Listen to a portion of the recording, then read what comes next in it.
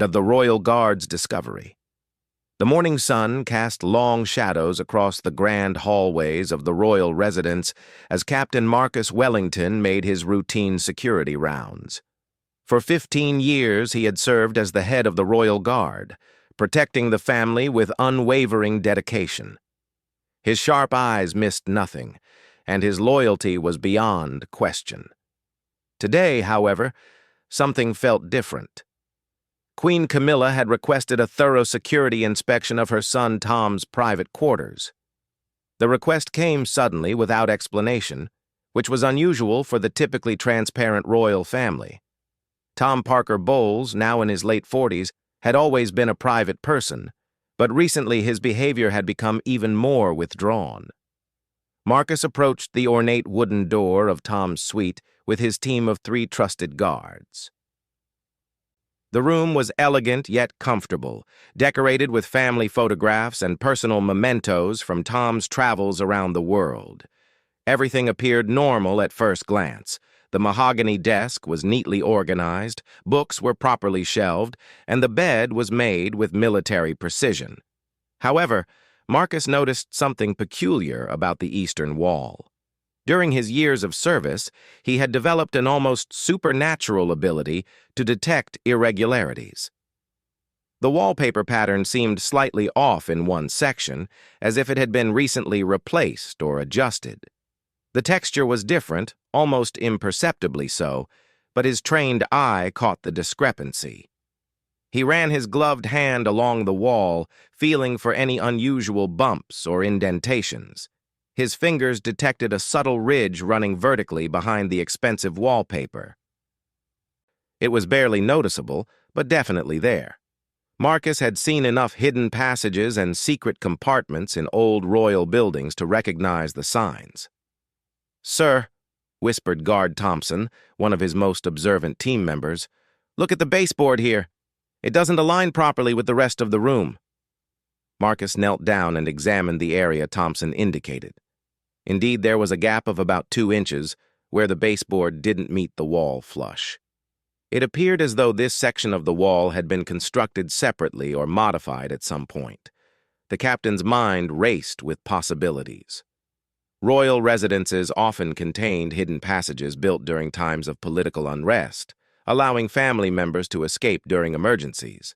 However, this particular wing of the residence was relatively modern, built in the late 20th century. Any hidden compartments would have been intentionally constructed, not historical accidents. Marcus made a decision that would change everything. He carefully examined the wall more thoroughly, looking for any mechanism that might reveal its secrets. His fingers found a small, almost invisible button hidden behind a decorative molding near the ceiling. It was painted the same color as the wall and would be impossible to spot unless someone knew exactly where to look. With a deep breath, Marcus pressed the button. A soft clicking sound echoed through the room, followed by a gentle whooshing noise. Slowly, a section of the wall began to pivot inward, revealing a hidden chamber behind. The guards stepped back in amazement. None of them had expected to find an actual secret room. The opening was large enough for a person to walk through comfortably, and cool air drifted out from the darkness beyond. Marcus retrieved a flashlight from his utility belt and shone it into the hidden space. What he saw made his heart skip a beat. The chamber was larger than expected, roughly the size of a small bedroom. But it wasn't the size that shocked him. It was the contents. The walls were covered with photographs, documents, and what appeared to be research materials. At first glance, it looked like someone's private study or research room. However, as Marcus stepped inside and examined the materials more closely, he realized the significance of what they had discovered. The photographs showed Tom at various stages of his life, but they weren't typical family photos. These images captured moments of genuine emotion, Tom volunteering at homeless shelters, quietly visiting hospitals, donating anonymously to charities. Each photograph was carefully labeled with dates and locations, creating a chronological record of compassionate acts spanning over 2 decades. On one wall hung dozens of thank you letters from children, families, and organizations. The letters spoke of mysterious donations that had saved failing community centers, paid for life-saving medical treatments, and provided scholarships for disadvantaged youth. All were signed simply, "A friend," or left unsigned entirely. Marcus moved deeper into the room, his flashlight illuminating more remarkable discoveries. A large desk sat against the far wall, covered with meticulously organized files. Each folder contained documentation of charitable work, but not the kind typically associated with royal family obligations. These were private, personal acts of kindness that Tom had apparently been conducting in secret for years. One file contained correspondence with a small rural school that had been on the verge of closing due to lack of funding. The letters revealed that Tom had been anonymously supporting the school for over 5 years, ensuring that dozens of children could continue their education. Another folder documented his secret support for a rehabilitation center that helped young people overcome addiction. The most surprising discovery was a series of journals written in Tom's own handwriting. The entries revealed a deeply thoughtful and compassionate person who struggled with the public expectations of royal life while desperately wanting to make a meaningful difference in the world. He wrote about feeling constrained by protocol and publicity, worried that his charitable work would be dismissed as mere public relations if it became known. One entry, dated just 3 months earlier, particularly moved Marcus. "I know they think I'm just going through the motions, fulfilling royal obligations. But these people, these causes, they're real. Their struggles matter. If I can help even one family, one child, one community, then maybe my privileged position serves a purpose beyond ceremony and tradition." Guard Williams discovered another section of the room that contained art supplies and several completed paintings. These weren't the formal portraits one might expect from royal family members. Instead, they were vibrant, emotional pieces depicting scenes of everyday people: a mother holding her sick child, workers building homes for the homeless, teachers working with special needs children. Each painting was signed with a simple T and dated. The artwork revealed an artistic talent that Tom had apparently been developing in complete privacy. The paintings weren't technically perfect, but they conveyed genuine emotion and deep empathy for human suffering and resilience. Marcus found himself deeply moved by what they had uncovered. Here was evidence of a man who had been quietly dedicating his life to helping others without seeking recognition or credit. The hidden room represented years of secret compassion, private generosity, and genuine concern for those less fortunate. As he continued exploring, Marcus discovered a small safe hidden behind one of the paintings. The combination lock appeared to be a newer addition to the room. He made note of its location but decided not to attempt opening it without proper authorization. The final section of the room contained what appeared to be planning materials for future charitable projects. Maps of underserved communities, research on educational gaps in rural areas, and proposals for innovative support programs filled several binders. It was clear that Tom's charitable work wasn't random or sporadic. It was carefully planned and strategically implemented to maximize positive impact. Marcus realized that they had stumbled upon something far more significant than a simple hidden room. They had discovered the secret heart of a man who had been quietly changing lives while the world assumed he was merely a privileged royal family member coasting through life. The captain's hands trembled slightly as he photographed the room's contents with his secure camera. Protocol required him to document everything, but he found himself wondering about the implications of their discovery. This wasn't evidence of wrongdoing or scandal. It was proof of extraordinary goodness that Tom had been hiding from the world. As the guards finished their initial survey of the hidden chamber, Marcus felt the weight of responsibility settling on his shoulders. What they had found would undoubtedly impact not just Tom's life, but the entire royal family's understanding of who he truly was beneath the public persona. The room fell silent except for the gentle hum of the ventilation system that kept the hidden chamber's atmosphere stable. Marcus looked around one more time, taking in the full scope of what they had discovered. This wasn't just a secret room. It was a shrine to compassion, a headquarters for kindness, and evidence of a heart far more generous than anyone had ever suspected. He carefully secured the room, ensuring that everything The family's reaction, Captain Marcus Wellington, stood in the formal drawing room, his official report clutched in his hands as he waited for the royal family to assemble. The weight of his discovery pressed heavily on his shoulders. In all his years of service, he had never been in a position to reveal something so deeply personal, yet so profoundly beautiful, about a family member he had sworn to protect. Queen Camilla entered first, her elegant composure masking the anxiety that had prompted the security check in the first place. She had been worried about Tom's increasing isolation and wanted to ensure he wasn't dealing with any security threats or personal dangers. King Charles followed shortly after, his expression serious as he prepared to hear Marcus's findings. Tom himself was the last to arrive, having been quietly summoned from his afternoon walk in the gardens. He looked puzzled by the formal gathering, unaware that his most carefully guarded secrets were about to be exposed to the people he loved most. "Your Majesties," Marcus began, his voice steady despite the emotional weight of his words.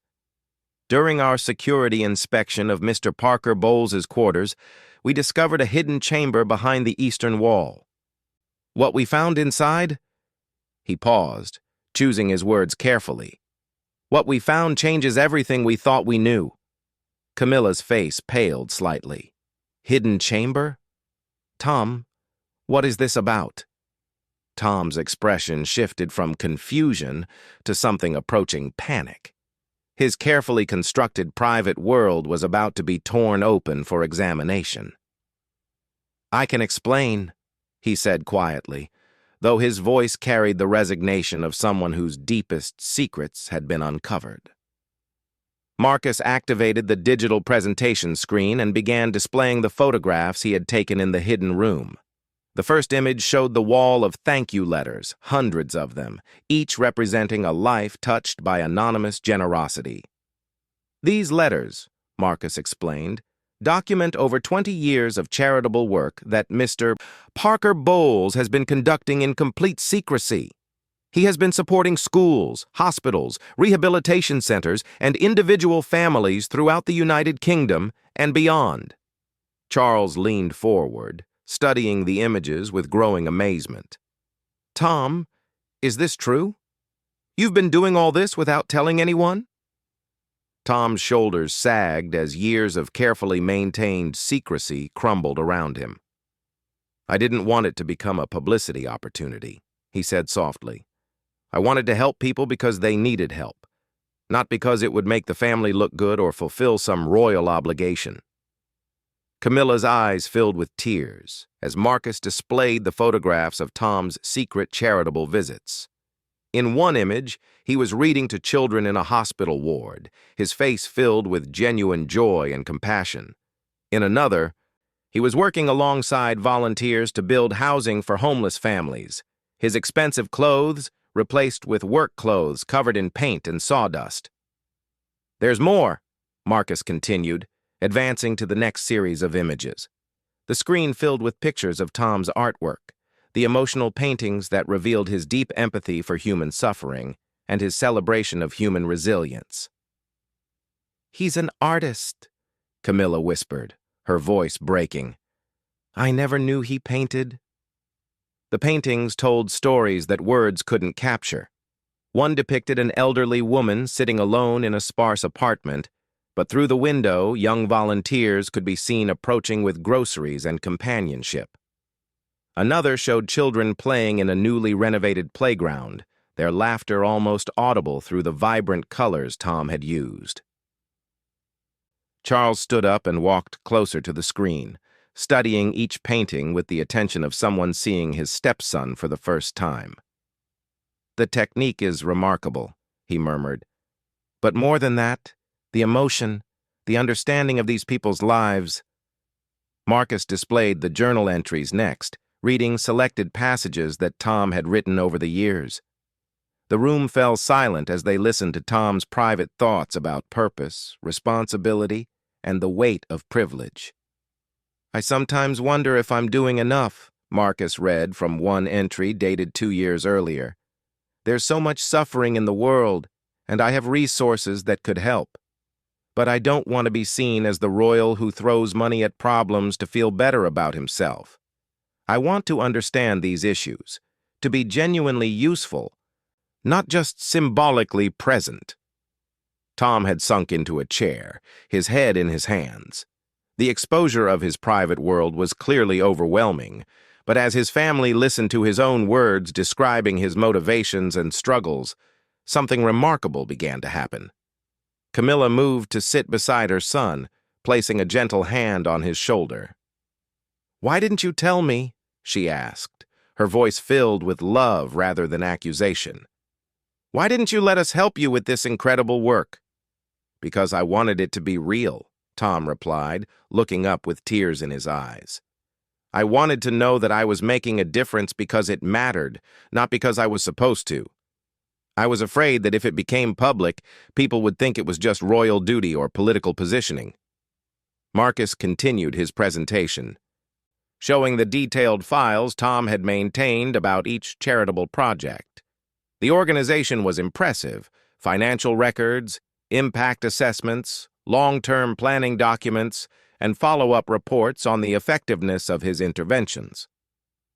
"This isn't casual charity," Charles observed, studying the documentation. "This is sophisticated strategic philanthropy designed to create lasting change." The screen showed Tom's support for the rural school that had been saved from closure. Marcus had obtained permission to include some of the children's artwork and thank-you notes. Colorful drawings showed stick figures with crowns labeled "Thank You, Mystery King," and "Our Secret Angel." "They don't even know it's you," Camilla realized, reading the children's messages. "You've been supporting them for years, and they have no idea who their benefactor is." One file contained the complete documentation of Tom's involvement with the rehabilitation center. He hadn't just provided funding, he had spent time there, learning about addiction recovery, understanding the challenges faced by young people struggling with substance abuse. His journal entries from those visits revealed a deep commitment to understanding rather than simply helping from a distance. "I learned more about real courage in that place than I ever did in any royal ceremony," Tom had written. "These young people fighting to reclaim their lives, to rebuild relationships they've damaged, to find purpose beyond their addiction. They're the real heroes. I'm just privileged to be able to support their journey in some small way." The presentation revealed project after project, each one carefully documented and thoughtfully implemented. Tom had been supporting a program that provided musical instruments and lessons to children in underserved communities. He had funded a mobile library that brought books to remote rural areas. He had quietly paid for medical treatments for families who couldn't afford them. But perhaps the most moving discovery was a folder labeled "Letters Never Sent." These were thank-you notes that Tom had written but never delivered to people who had inspired him during his charitable work. Letters to teachers who worked in difficult conditions, to social workers who advocated for vulnerable children, to healthcare workers who went above and beyond for their patients. "You see the best in everyone," Camilla said, reading over Marcus's shoulder as he displayed one of these unsent letters. "You've been carrying all this gratitude and admiration inside yourself." The financial records revealed the scope of Tom's generosity. He had been donating significant portions of his personal income and inheritance to these causes, living far more modestly than anyone realized while directing his resources toward helping others.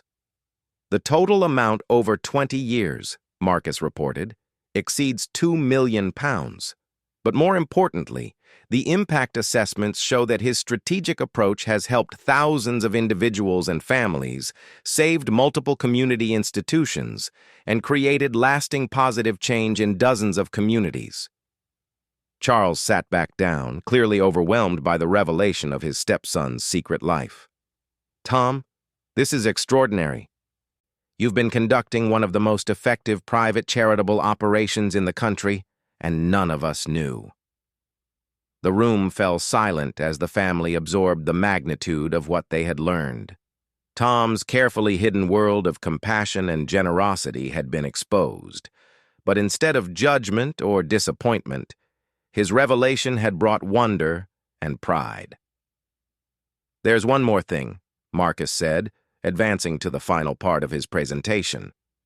The screen showed Tom's planning materials for future projects, maps of underserved areas, research on educational gaps, proposals for innovative support programs that could address systemic issues rather than just providing temporary relief.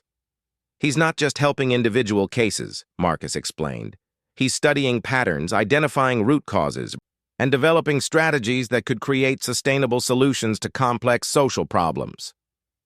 Tom finally looked up, meeting his family's eyes for the first time since the presentation began. What he saw there wasn't disappointment or confusion. It was love, pride, and amazement at the man he had become when no one was watching. "We want to help," Camilla said simply. "Not take over, not make it public if you don't want that, but help. You shouldn't have to carry this incredible work alone." Charles nodded in agreement. "You've developed something remarkable here, Tom. Your approach, your understanding, your genuine connection to these causes, that's not something that can be replicated or manufactured. But it could be supported and expanded." The hidden room had revealed more than just charitable work. It had shown a depth of character and commitment that none of them had fully appreciated. Tom's secret life wasn't an escape from his royal responsibilities. It was the fullest expression of what those responsibilities could mean. The transformation. 3 weeks after Captain Marcus Wellington's discovery, the royal residence buzzed with a quiet energy that hadn't been felt in years. The hidden room had been transformed from a secret chamber into a family planning center, where Tom's charitable work was no longer a solitary endeavor, but a collaborative effort that brought the entire family together. Queen Camilla sat at the large oak table that had been moved into the former hidden space. Surrounded by the thank you letters and photographs that had once been Tom's private treasures, now they served as inspiration for expanded efforts that could touch even more lives. The wall that had once hidden this room of compassion was now permanently open, symbolizing the end of secrecy and the beginning of shared purpose.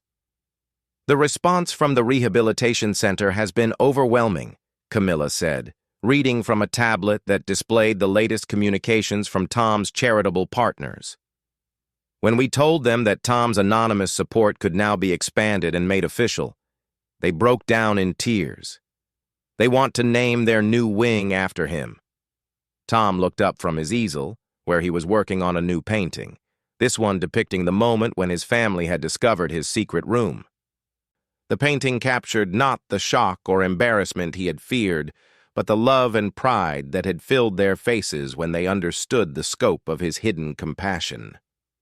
"I still can't believe they want to make it public," Tom said, setting down his brush. "For so long I was convinced that going public would somehow diminish the authenticity of the work." Charles entered the room carrying a stack of formal proposals. His step had been lighter these past weeks, energized by the discovery that his stepson was already everything he had hoped the royal family could become: genuinely committed to service, strategically effective in creating change, and deeply connected to the real needs of ordinary people. "The Prime Minister's office called this morning," Charles announced. "They want to discuss how Tom's approach to charitable work could serve as a model for a new national initiative on community support. They're calling it the most innovative and effective private charitable operation they've ever evaluated. The transformation hadn't been immediate. In the days following Marcus's discovery, Tom had struggled with the exposure of his carefully guarded privacy. He had spent years convincing himself that secrecy was essential to the integrity of his work, and the sudden attention felt overwhelming.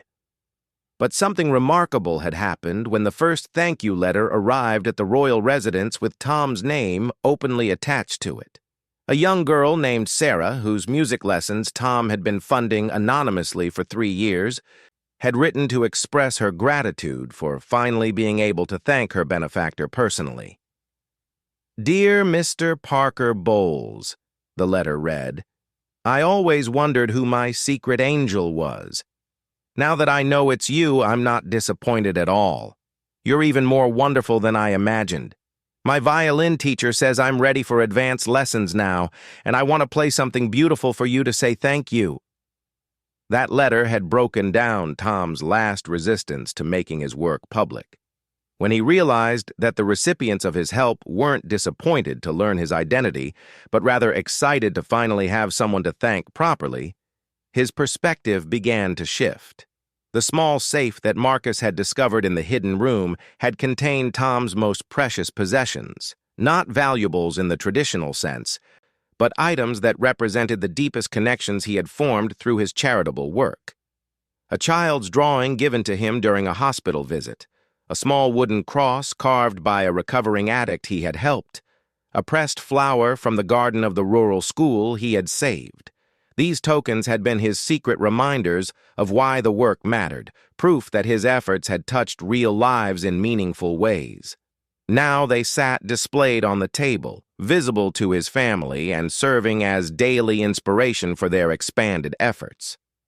Camilla had thrown herself into understanding and supporting Tom's work with characteristic determination.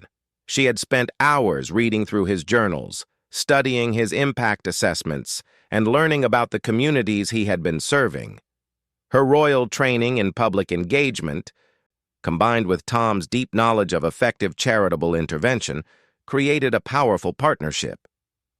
"The Children's Hospital wants to know if we can expand the art therapy program Tom started," she reported, checking her notes. "They've seen such remarkable results that they want to implement it in 3 additional wards." Tom's art therapy program was one of his most innovative initiatives, recognizing that hospitalized children needed emotional outlets beyond traditional medical treatment. He had quietly funded art supplies and instructor visits to several hospital pediatric wards. The program had been so successful that medical staff reported improved emotional well-being and faster recovery times among participating children. Charles had contributed his own expertise in sustainable development and environmental conservation to help Tom expand his rural community projects. Together, they had developed plans for solar energy initiatives in the remote areas where Tom's mobile library operated, ensuring that the communities would have reliable power for evening reading programs and computer access. "The environmental impact assessments are remarkable," Charles said, spreading out maps and charts on the table. "By combining charitable work with sustainable development, we can address immediate needs while building long-term community resilience."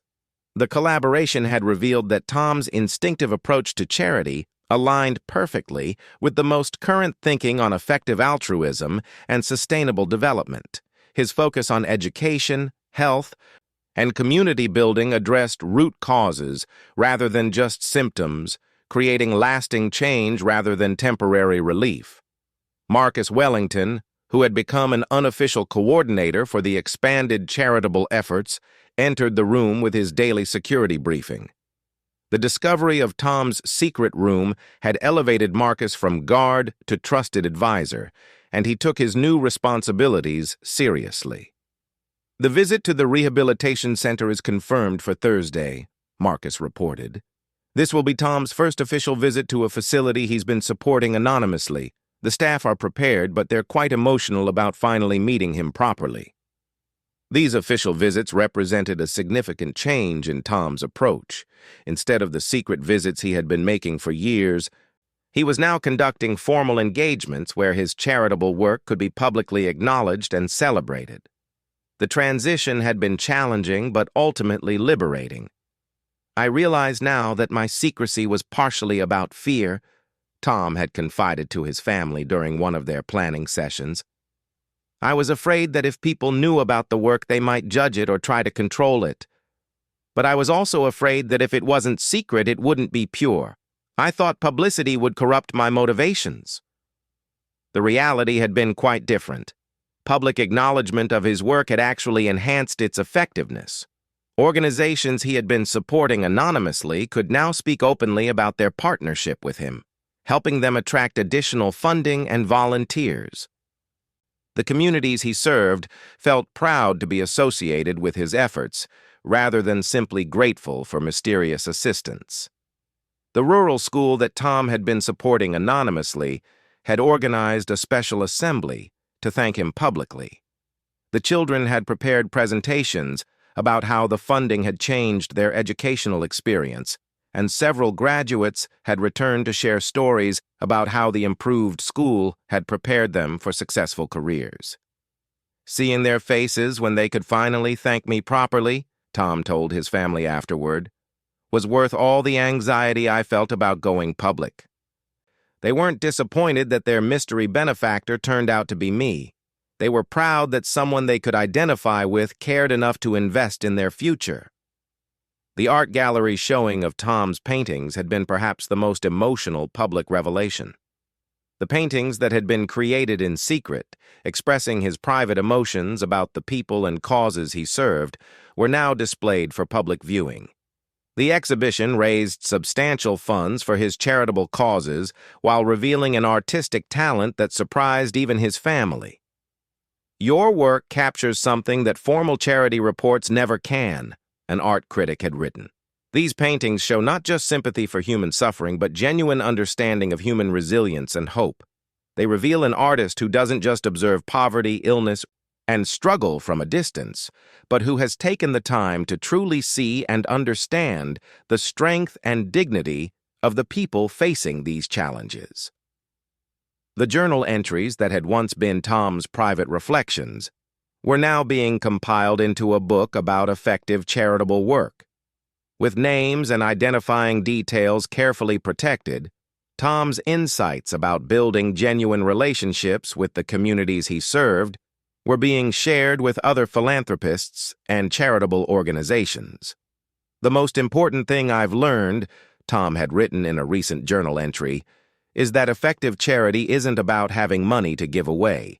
It's about taking the time to understand what people actually need rather than what you think they need. It's about building relationships, not just writing checks. It's about treating people as partners in solving problems, not just recipients of your generosity."